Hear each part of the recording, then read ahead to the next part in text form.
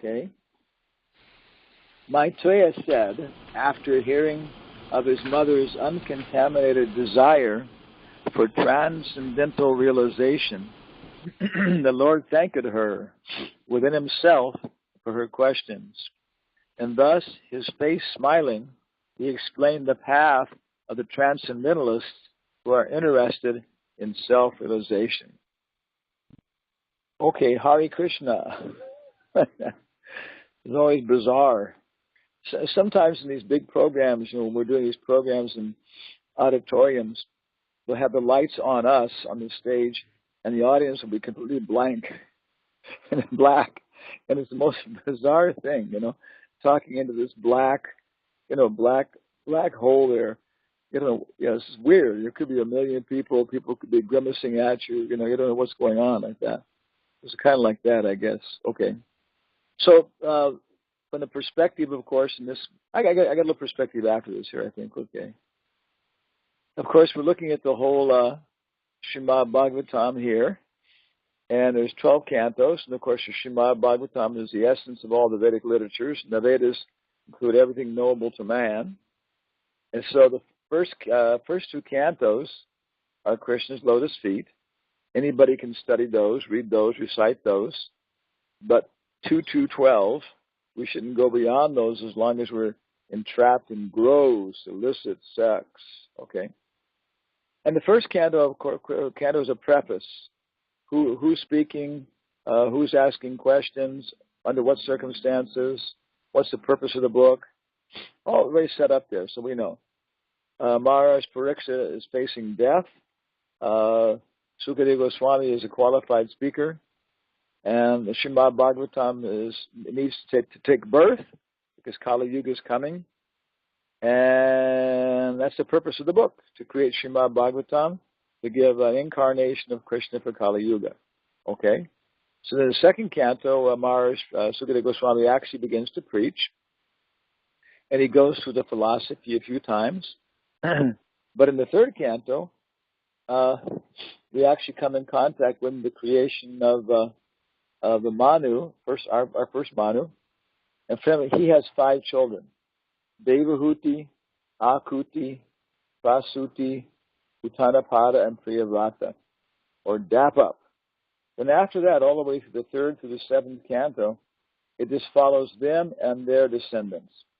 Devahuti, who we're studying now, whose son was Kapila; Akuti, who married Ruchi; Prasuti, who married Daksha; and then Uttanapada, who was the father of Dhruva; and then Priyavrata, like that. So it goes on down. The 8th canto talks about the other 13 Manus. So all together we get all the 14 Manus. And 9 talks about our Manu. So basically 3 through 9 is all about based upon the Manus, one after another. 10 expands out our Manu into the Supreme Personality of Godhead, Sri Krishna, like that.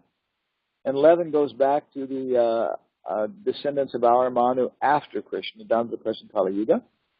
And 12th canto, which you probably can't see, is summary of the Bhagavatam and its glories. So it's very systematic, very well organized. There's nothing like it in the universe in terms of literature, classical literature. So right now we're starting off with Devahuti. And of course the idea is to come to Krishna, who is not an avatar, but he's avatar avatari. And to see how he is the greatest of all, greater than Ganesh, greater than Shiva, greater than Mahavishnu, greater than Lila avatars, greater even than his expansion in Dwarka. And finally, within Vrindavan, of course, the greatest is his dealings with the gopis in the Ras Lila. Okay. Specifically, the 3rd canto, then, the first 3 chapters are how Vidura meets Uddhava, and Uddhava then sends him on to talk to Maitreya. 4 through 11, Maitreya and Vidura are talking, and Maitreya begins to describe the creation of the universe, Sarga, all coming from Mahavishnu. Then after that, he starts talking about the secondary creation, 12 to 20, Visarga, with the Kumaras and Shiva and Manu. And of course, Manu and Satyarupa agree to have children, but they can't get enthusiastic about it because the gross level, the earth level, is inundated. And that brings us to the whole story of Hiranyaksha, Hiranyakasipu, digressing to the pregnancy of Diti in the evening, and then Lord Boar coming and killing him, and then going back again to the story of the Manu and their children. And of course, the first daughter we were talking about is Devahuti. So 21 to 24 is the story of Devahuti and Kardama. Then finally, he takes sannyas, and we have all this dialogue, basically 25 to 33. So nine chapters on the Kapila Bhagavatam, like that. And we're just starting right now on 25. So she's asking her basic questions, and she gives her basic proposition that I really blew it. I joined ISKCON. I was a good brahmacharini, and I married a real nice, the Sankirtan devotee.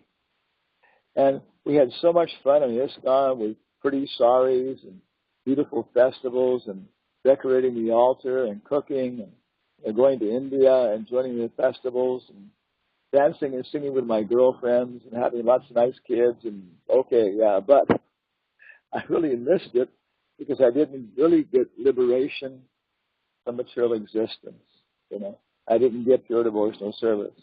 So then Kardama tells her, "Don't worry, your son will give you that." So she asks him that. "Please give me this. You're the real source of all of this." So today's verse then is about Kapila starts to respond to her questions, and he's happy, he's smiling. Prabhupada says, Devahuti has surrendered her confession of material entanglement and her desire to gain release. This is a very, very fundamental point, no? She's surrendered at some point, because that's the whole thing. In Paradise Lost, which Prabhupada quotes a couple times, this saying is a very good description of how we got into this material world. There's one phrase: the devil rebels against. He's an archangel. He rebels against God, and the other archangels try to defend God, the throne of God. But he's driving them back. He's so powerful. So on the second day, God uses the blue lightning. And Satan didn't know that God had the blue lightning, so it's a kind of like a big surprise. And he gets driven off the edge of heaven. And maybe this is Indraloka or something, And they fall. And it describes all of his followers and their war machines and AK-47s and everything else are falling down like grains of sand. They keep falling. They fall down into somewhere. It's hot. The ground's always hot. There's one kind of hell like that, So they're all hypnotized, intoxicated by the fall, and lying there in burning sulfur, just suffering like plants and vegetables. But Satan is so powerful, he just lifts himself up, all by his own strength of will, pulls himself up. And Milton says the biggest Norwegian pine tree would have been but a matchstick in his hand. Hey, fellow, want to buy a book? Yeah, big guy. She comes out and calls everybody else out. Beelzebub, Mammon, okay. And they built an assembly house called Pandemonium, and they got to keep shifting from one foot to the other because the ground's hot. And they have a meeting, and they come to the conclusion that all they have to do is say, hey, big guy, Allah, Jehovah, we really got confused. We're really sorry. Please forgive us. And God will let us come back to heaven. But then there's the famous line, that if you want to make a lot of money, you can print this up as bumper stickers and then sell it, to people. And the line is, better to reign in hell than serve in heaven. And there it is. That's the whole thing. Better to reign in hell than serve in heaven. Then Jack London used that for the sea wolf even. Okay. So that's it. So at some point we're trying to use our potency. We're trying to use our potency to be the supreme enjoyer. the supreme, supreme proprietor, like that. I can do it. I can conquer everybody else. I can dominate all the worlds. I can enjoy all the women, liquor, and cornflakes I want to, like that. Yeah, okay. Or else we can even try and become the dearmost friend. And Arjuna was more in that maya, right? He wanted Draupadi to be satisfied with him and tie his hair up. He wanted to protect his big brother's rights, you know. So in a lot of ways, he had this thing of, I'm the dearmost friend. Of course, that also got Jabarat and other people too. Even Maharaj Parikshit, I think, was entangled by that. You know? So, but Arjuna surrendered, you know. He confessed, I'm not the supreme controller. I'm not the supreme proprietor, you know. I'm realizing that coming back from all this traveling. We've been on the road for 2 months, you know, and it's going. Like 25 airports, I think. The final thing was like that, 25 cities. You know. Anyway, you begin to realize that if you can actually control your 3 paces of land, it's kind of a sane ambition. I'll start off by trying to control my 3 paces of land. Okay. If I get that under control, and then, okay, whatever that expands to, none of my no, never mind, is happening. So at some point we have to, Draupadi even, she had to toss her hands in the air and say, look, I'm not a tough girl. I can't do it. I confess that I'm entangled in Maya and I want out. Big deal. Okay. Yeah. Where's it go? Sisyas teham, sadimam. Oh, go. Tvam prapanam. Yeah. Very, very famous point. That everything changes, you know. What's the famous verse that Ram tells Hanuman? Tells everybody. Yacham prapanam. Yas cha shmiti something. Yeah. I always try to memorize it. From that point, when one says in all sincerity, I am your servant, I'm surrendered unto you, I give that person all protection by which he can be turned to me. This is my eternal vow. That's it. Okay, all protection, Didami Buddhi Yogam Tam. Yeah. Jainamamu Priyantate. How they can come back to me. So she's done this. Okay. Her questions to Lord Kapila are very interesting for persons who are actually trying to get liberation from material entanglement and attain the perfectional stage of human life. So Alcoholics Anonymous, they talk a lot about this. They realize exactly what we're saying, that, you know, you can get free from this, you can do austerities, but there's always this, like, you know, reaction, you know. Somebody said, I have no problem stopping smoking. I've already done it 25 times. So, of course, the beginning of the Nectar of Devotion, and then Prabhupada's, Bhakti Rasamrita Sindhu talks about this, you know, that there's this, what do you call it, material entanglement.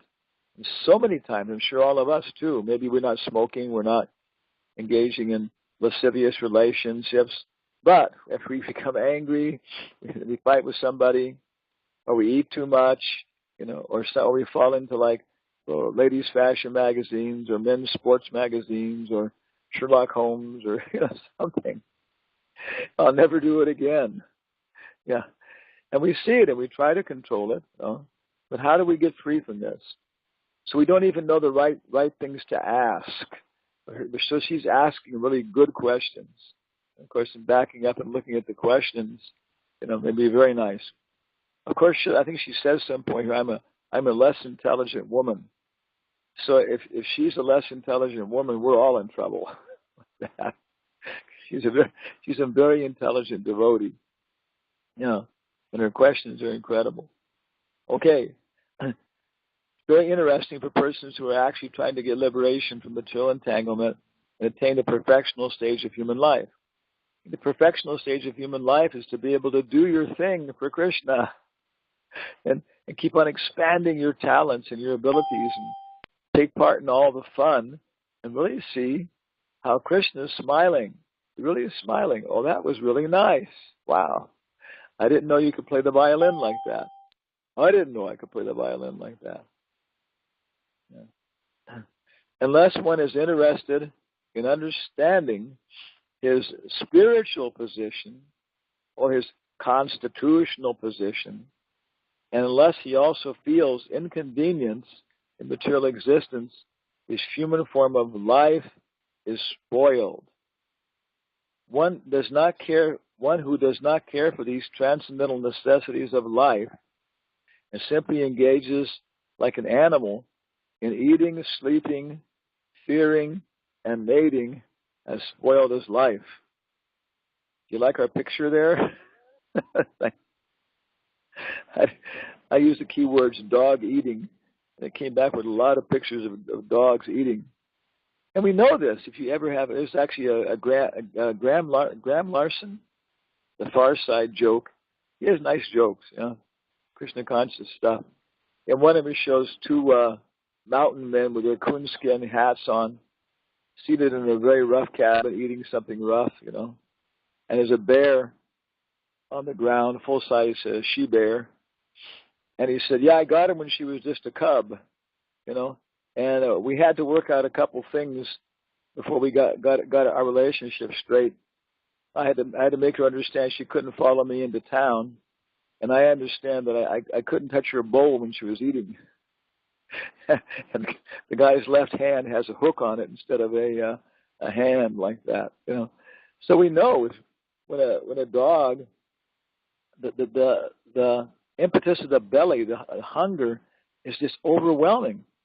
Totally overwhelms the intelligence like that, And so, if we can get free from this, if we can't get free from this, then we're going to be carried by it. The subtle form of our stomach will then carry us into another stomach, like that, same kind. So we have to feel material distress. Feels inconvenience in material existence. You have to feel inconvenience in material existence. And I forgot to do it, but there's a verse in Upanishad which I wanted to pull up, which I'm using all the time. I'm citing it, so I'd like to actually get it, localize it a little more. And it's the one where it says that one must cultivate knowledge of both the material and spiritual existence at the same time. One must cultivate both science and nescience. That doesn't mean we're trying to become drunk and become stupid, but no, we're trying to understand the deficiencies of material nature simultaneously with cultivating the knowledge of the advantages of the spiritual nature. Of course, if we're going to tend to one side or the other, we should tend especially towards cultivating knowledge of how nice the spiritual world is, like that and so on. But unless we cultivate knowledge of how bad the material world is, we'll become sahajas. And if we only cultivate knowledge of how bad the material world is, we'll become maya bodies. So we have to understand, that burying our nose in our dog dish is not the perfection of life. Lord Kapila was very much satisfied by his mother's questions. He was satisfied. Good questions. Okay. Good petitions. Please help me, conquer my attachment to Gulabujamams. Lord Kapila was very much satisfied by his mother's questions because the answers stimulate one's desires for liberation from the conditional life of material existence. Such questions are called apavarga vardhanam. This is the whole thing, is that I remember when I was in Prabhupada's room in Berkeley, and again I told the story about how he told the story about how everybody sees everybody else is engaged in the same suffering as they are, and so there's no impetus to get out because we think, well, I guess this is just the best you can do.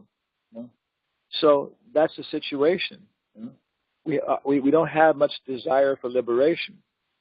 Mark Twain has a whole thing about how most people think of heaven, if they think of it at all, as a place where everybody sits up there with a robe on, with nondescript robe, sitting on a cloud playing a harp, and singing hymns.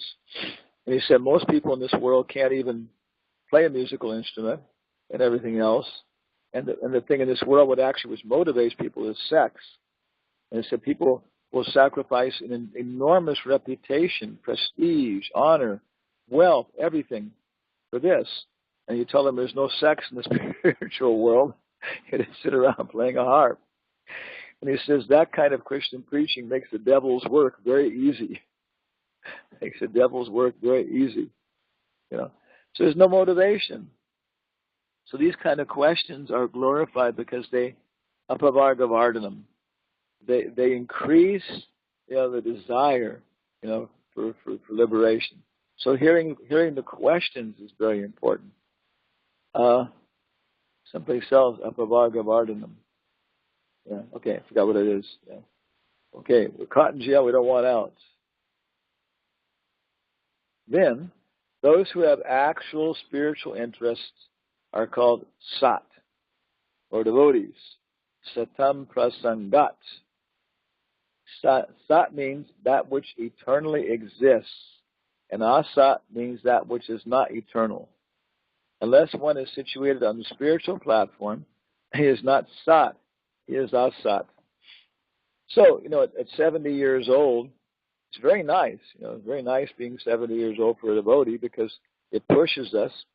And we realize that, any moment really, and within about maybe, 6 more years maximum, we're going to be leaving this body. And then what happens? If we have some attachment, like a bull, very big fellow, but a little ring in his nose, you can take him anywhere. So he may have acquired some spiritual assets, but little attachment, and the black witch can take us right back into the material world. And so we may end up in a womb again, in somebody's womb for 9 months, cramped up, being bitten by our womb brothers, little insects and worms and stuff, And every time our mother smokes a cigarette, we'll be sharing cigarettes and liquor with our mother. And if she's out for a good hot Mexican meal, we'll be being burned alive. So what do? I guess maybe it's a good time to catch up on your rounds or something like that. What do? If we're on the transcendental platform, then we can look at the whole thing from a little bit higher platform. But is our service really sat? Or is our service still, very much tied up with the material world and the material body? And therefore, is our service really for heavenly pleasures, for getting pleasures in this world, prestige, honor, fame? So we have to become sat. I have to become sat. We have to become situated on the spiritual platform. Asat means that which is not eternal. We chose a little picture here because life is flickering like a little drop of water on a leaf. One flick and the water falls off. So any moment. Oh, did you hear? Hanumatpresaka Swami had a heart attack right during the class. His last words were, cheese pizza.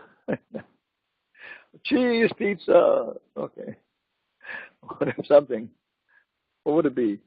Crunchy peanut butter. Okay, yeah. Anyway, yeah. So, satam prasangat.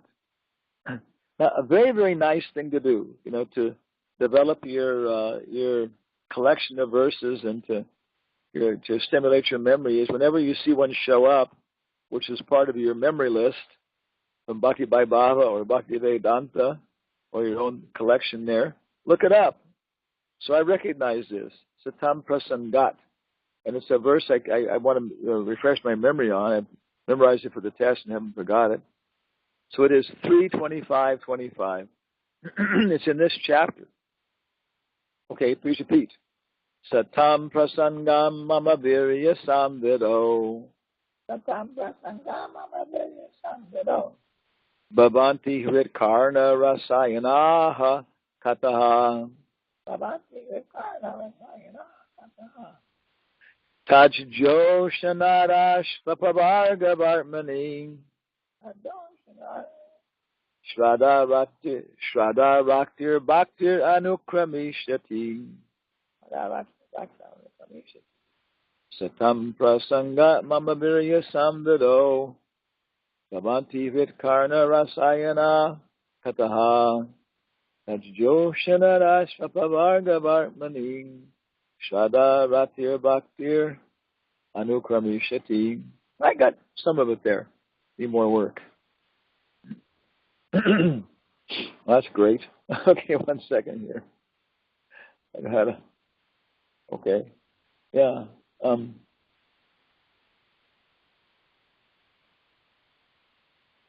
Okay. Yeah. So this is the section. It's ahead of us here, not just 8 verses ahead, and it's such a nice little preaching thing. Every learned man knows very well that attachment for the material is the greatest entanglement of the spirit soul. Attachment for the material is the greatest entanglement. But the same attachment, when applied to the self-realized devotees, opens the door for liberation. So there it is, attachment to the opposite sex, just that partner we're dreaming of, you know, and his or her connection with society, friendship, love, all these things. It's the greatest attachment for the entanglement for the soul, and simultaneously attachment to a sadhu, you know, Srila Prabhupada opens the door of liberation. The symptoms of a sadhu are that he is tolerant, merciful, and friendly to all living entities. He has no enemies. He is peaceful, and he abides by the scriptures, and all his characteristics are sublime. Such a sadhu engages in staunch devotional service to the Lord without deviation. For the sake of the Lord, he renounces all other connections as his family, relationships, and friendly acquaintances within the world. Wow. Engaged constantly in chanting and hearing about me, the Supreme Personality of Godhead. Yeah, where's it here? The sadhus do not suffer from material miseries because they are always filled with thoughts of my pastimes and activities. Yes. Okay. I lost it there. Okay. So anyway, number 21, of course, is Titikshava Karunika Suhridar Sarvadehinam Ajata Shatu Shantava something or other. Satam. Okay. Shadu Bhushanaha. Yeah. Okay.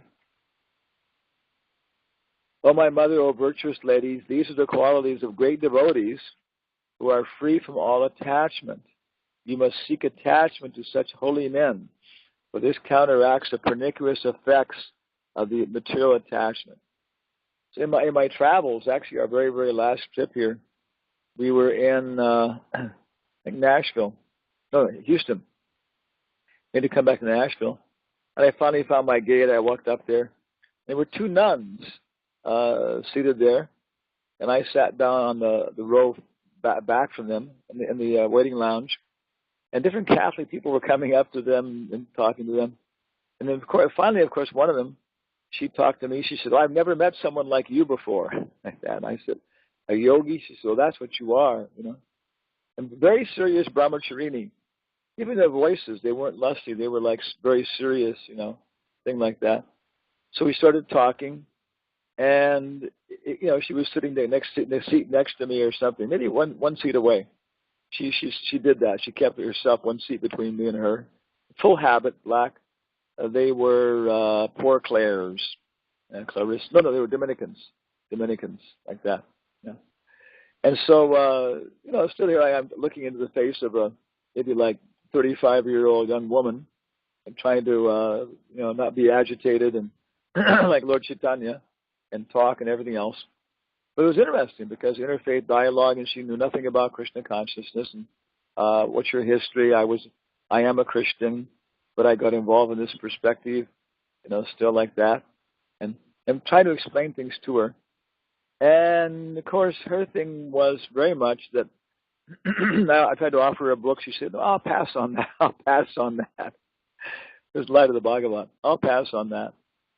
You know, so very interesting meeting with her and talking with her. And I was trying to put it on this platform that, we have to associate with holy people, and that's the real basis of this. But she was pushing it right ahead with the fact that that Jesus Christ is the one way, like that, and so on. And this stimulated me when I came back to look up the Vatican II. Vatican I was one big council where they decided who they were, and maybe 19th century or something, a long time ago. And Vatican II was in this century, and maybe 2,000 bishops were all there. They made a whole big discussion of what the church was and everything else. And that's the point when officially, and I think she's a little bit off the guidelines there, where they said that other churches and other faiths may take people to God, to Christ. And we're not opposed to Hinduism and Buddhism with their philosophical realizations. And we realize that Judaism is Jews and stuff are from the same, and Muslims are from the same patrimony as we are. We totally disavow and reject all genocide and harassment of Jews and anybody else like that, and so on. So kind of interesting. Before it was that outside the church there is no salvation, but this one is saying within the church there is salvation, and outside we're not sure. And we're not opposed to Hinduism if it doesn't impede people from coming to Jesus Christ.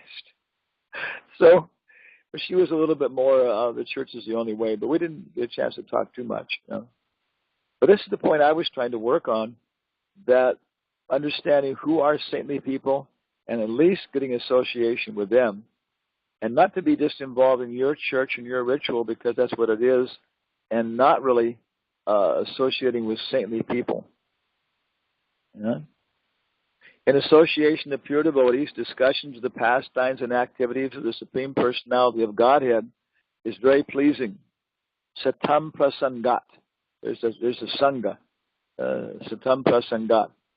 In the association of pure devotees, discussions of the pastimes and activities of the Supreme Personality of Godhead is very pleasing and satisfying to the ear and heart. Hrit karna.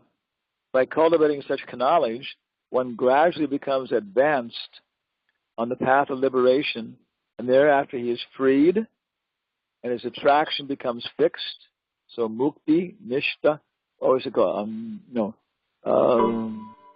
Anarthanivritti, nishta, bhava. Yeah, they come. Thus consciously engaged in devotional service in the association of devotees, a person gains distaste for sense gratification both in this world and in the next. Yeah? By constantly thinking about the activities of the Lord. This process of Krishna consciousness is the easiest process of mystic power. When one is actually situated in the path of devotional service, he is able to control the mind. Haribo. This last one I remember because this is, Prabhupada gave a class on this verse the day he signed, or the day my initiation letter was dated, initiated by letter, and this is the day. On this day, November something, Prabhupada gave this lecture, can actually control the mind.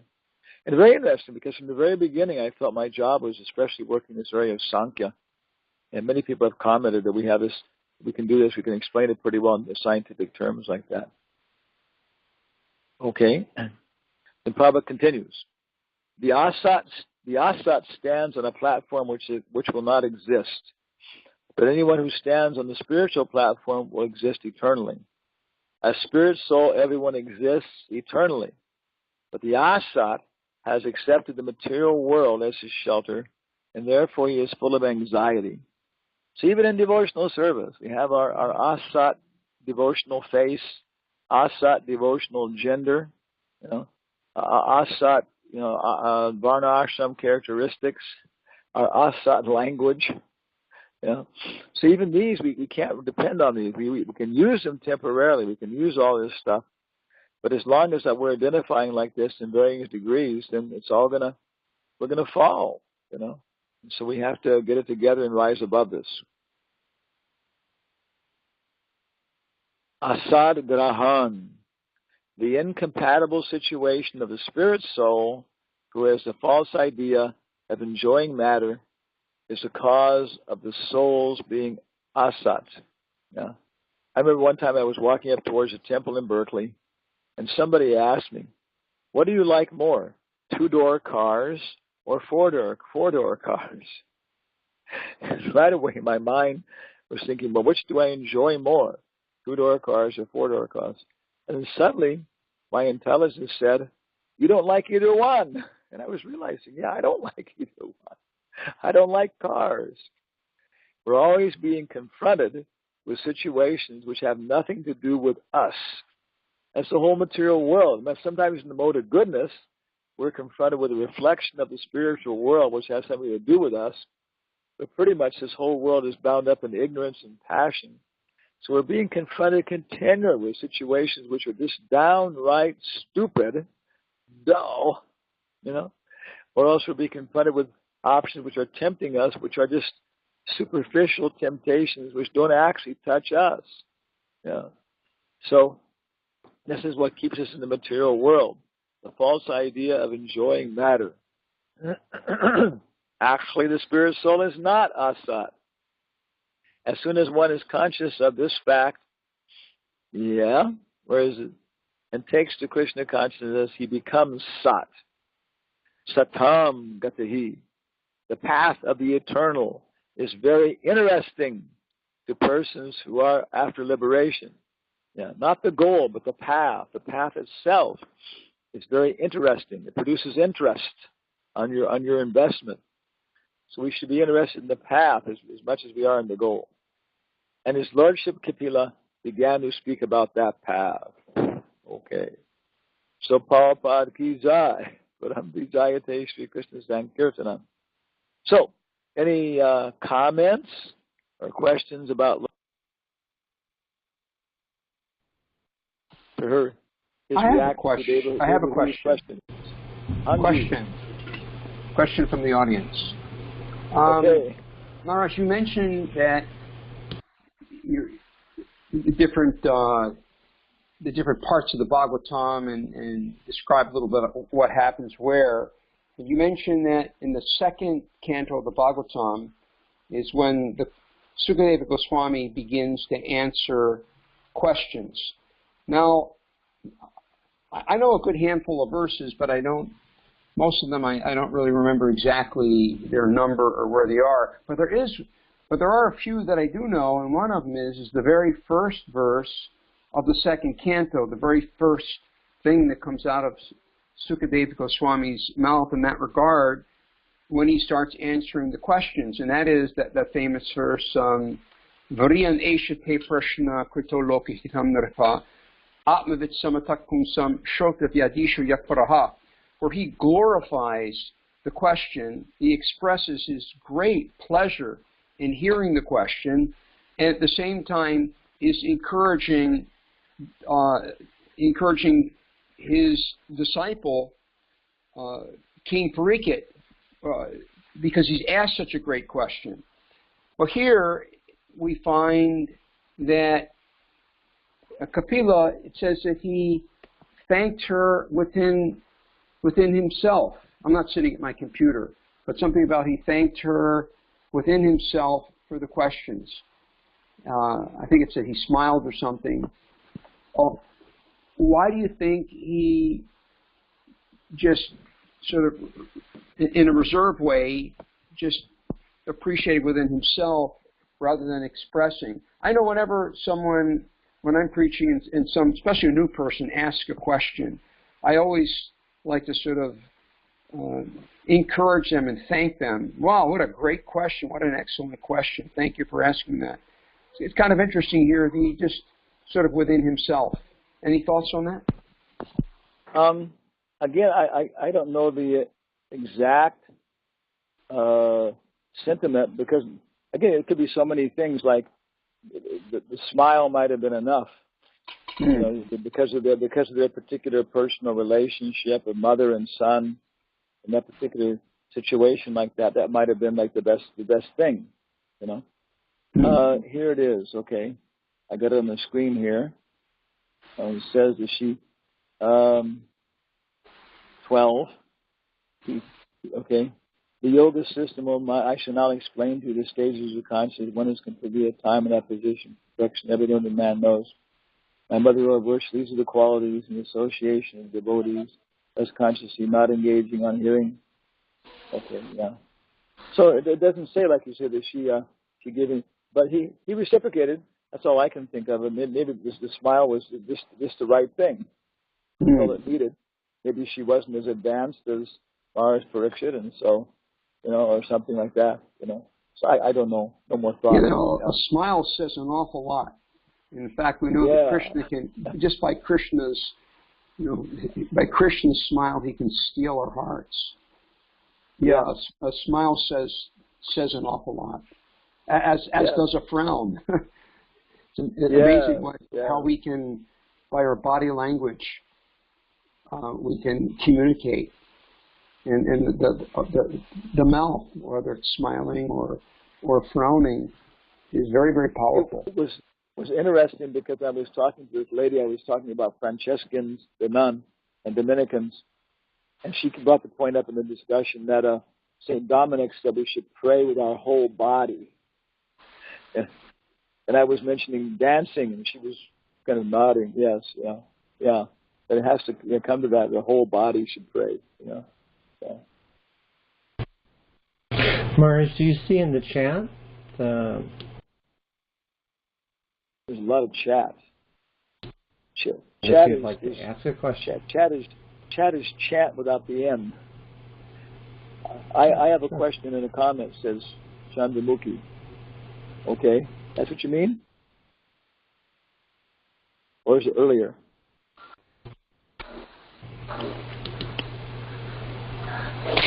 Hare Krishna, Guru Maharaj.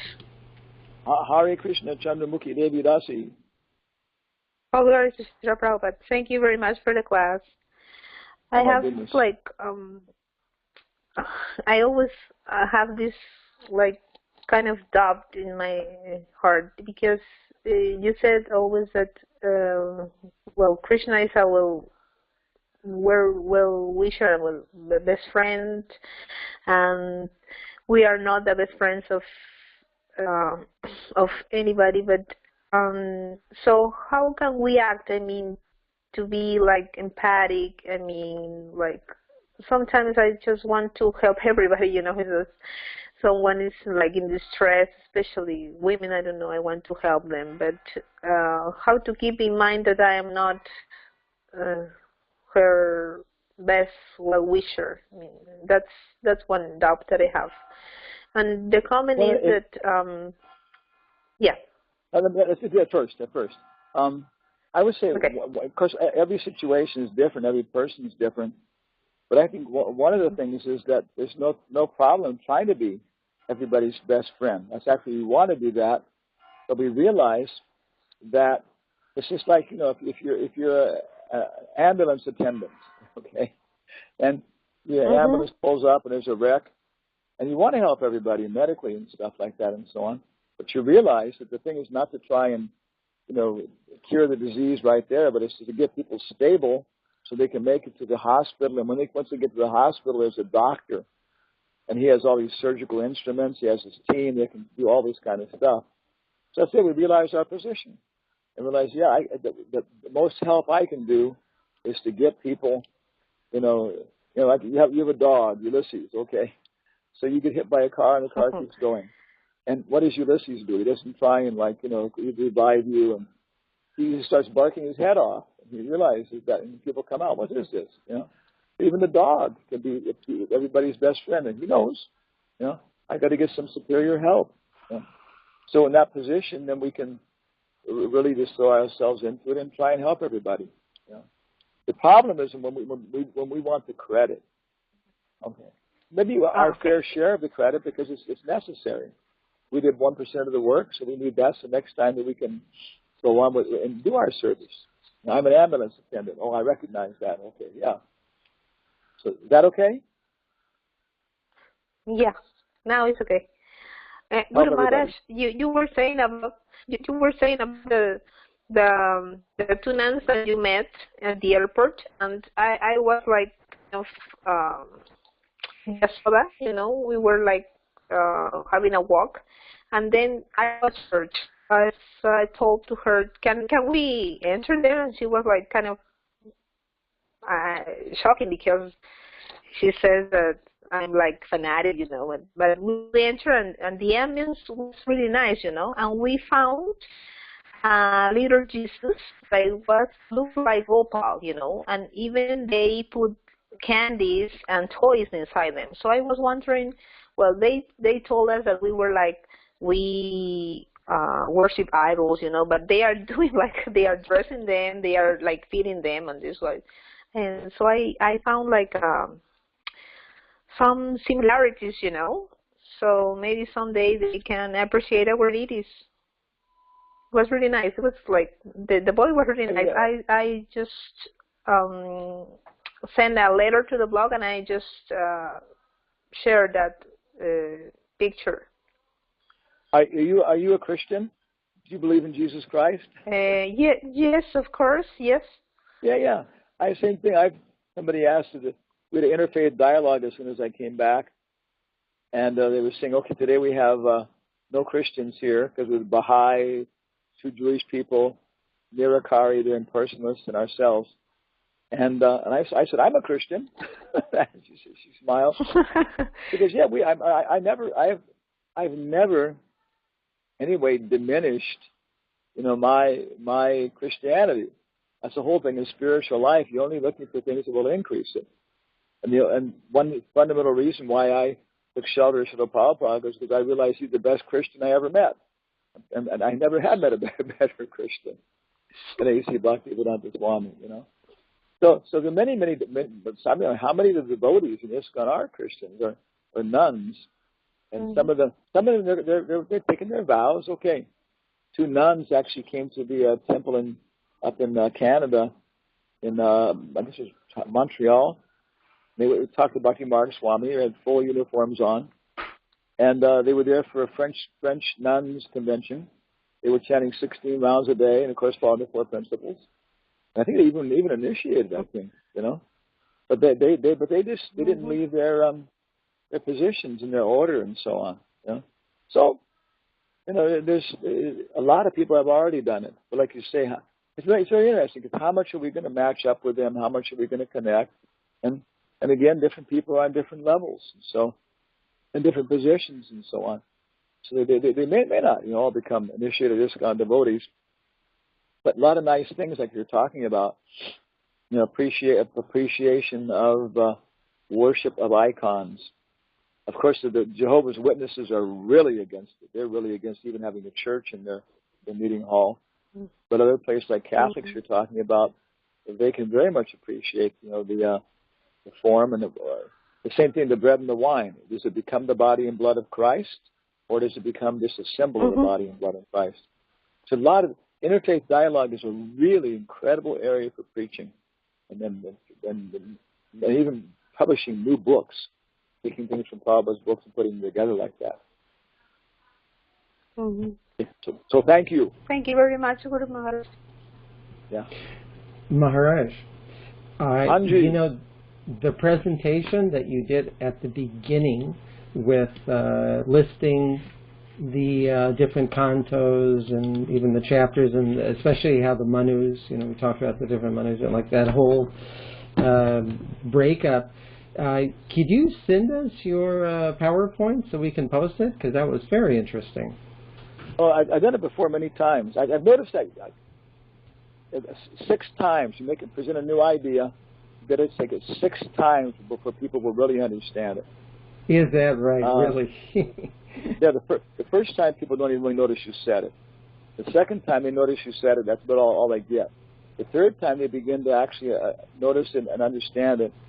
The 4th time they actually understand it. The 5th time they decide they got to maybe do something about it. And the 6th time they actually do something. Anyway, if we go here to my online, I'm online. Okay, we go to my webpage. Okay. Where it is, Jayarama. I do have a link for that on every one of your lectures. Okay. Sometimes it's a little hard to find stuff on there. There's so much stuff. Hey, yeah, this is inauguration. You can go directly to it, or else the library is the heart of the institution. Srila Prabhupada said, volume 1137, page 267. Okay, and we got pictures of libraries here. Okay, I like these. It's fun. Yeah. Things are a little disorganized here. Okay, I'm confessing. But if you look for them, you might find something you need. If you click on the following link, it will give you a list and links to all the archive files. Okay, here I give some explanation of how these things are grouped. American Bhagavat Curriculum, Anjali Surya Academy. Okay, what else we got here? HED, Japa, Lalita, Light of the Bhagavat. Then we got Pada Padma. So there it is. This is the first two cantos. Okay. PDP-1-2 canto summary. These are all the PDP files are for our seminar in the first two cantos. So this first one is a summary of the first two cantos. This one is a summary of cantos 1 through 12. This one I don't know what it is. Okay. Then we got chapter study guides, which I think is updated. There may be the docx also if you look in there. You know, these are all doc files, docx. And those are the we actually include the what do you call it? All the anyway, a lot of PowerPoint shows. So I think you go to PDP, the Peru flute, nice flute. You know. There's a lot of weird stuff in the archives. I got Winston Churchill's hate letter about India in there, and one time I went to a class one Wednesday night in San Jose Temple, and Vaisheshika came in and looked at me, he was smiling, and he was kind of joking. He says, "I got a bone to pick with you." You know, so I'm sorry. What is it? They said, "I found your archives last night." He said, "I was up till 11 o'clock at night going through everything." You know? So I mean, there's stuff that even I don't know. Yeah. Okay. Disneyland. Why not? Whatever. Okay. I had a comment. Okay. I also have experience with what Mataji was saying about, you know, feeling you're like the best friend or wanting to be the best friend of somebody. Yeah, I find it really a trap. It's like if somebody says, "You're my best friend," and if you believe them, or if you try and be like, "Oh yeah, I'm just so magnanimous, I want to help people," I found that every time it's a trap. It's like getting stuck in a cobweb. And maybe I don't know how to deal with it, but every time I think like that, boy, it has terrible results. So I found in my devotional career, if I really, really don't think, you know, like I want to be this person's best friend, you know, just if you want to help the other person, that's the mentality that I found that really helps me. But to think that I want to be like the best friend of this person, I want them to think like that of me. Then, that's what got Adam and Eve. You know that story, right? Let's see, Adam and Eve. Who were they? Yeah. Yes, the idea was that Eve tempted Adam into eating the apple so he could get, you know, whatever he got. He knew it was wrong.